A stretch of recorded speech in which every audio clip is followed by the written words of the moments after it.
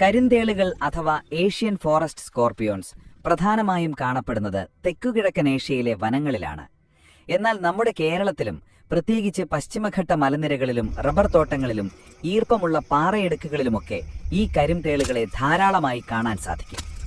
8 inch വരെ വലിപ്പം വെക്കുന്ന ഇവയുടെ ശരീരം കറുപ്പ് നിറത്തിലുള്ള കാഠിന്യമേറിയ ഒരു കവചത്താൽ സംരക്ഷിക്കപ്പെട്ടിരിക്കുന്നു. രാത്രികാലങ്ങളിൽ ഇവയുടെ പുറത്തേക്ക് അൾട്രാ വയലറ്റ് ലൈറ്റ് അടിച്ചാൽ ഇവ തിളങ്ങാൻ തുടങ്ങും എന്നത് ഇവയുടെ വലിയൊരു പ്രത്യേകതയാണ്. അതെ, ഇരുട്ടിൽ ഇവ നീലയോ പച്ചയോ കലർന്ന വെളിച്ചത്തിൽ പ്രകാശിക്കും. ഇനി ഇവയുടെ ആക്രമണത്തിലേക്ക് വരാം.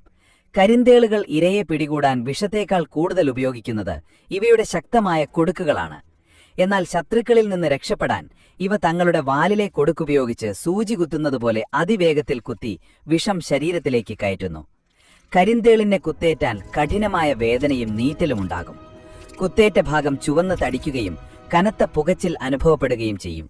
സാധാരണയായി മനുഷ്യർക്ക് ഇതിന്റെ വിഷം മാരകമല്ലെങ്കിലും അലർജിയുള്ളവർക്കും കുട്ടികൾക്കും ഇത് കടുത്ത ശാരീരിക അസ്വസ്ഥതകൾ ഉണ്ടാക്കാറുണ്ട്. ഇനി പലർക്കും അറിയാത്ത ഒരു കാര്യമുണ്ട്. ലോകത്തിലെ ഏറ്റവും വിലപിടിപ്പുള്ള ദ്രാവകങ്ങളിലൊന്നാണ് തേളുകളുടെ വിഷം. കോടിക്കണക്കിന് രൂപയാണ് അന്താരാഷ്ട്ര വിപണിയിൽ ഇതിന്റെ വില.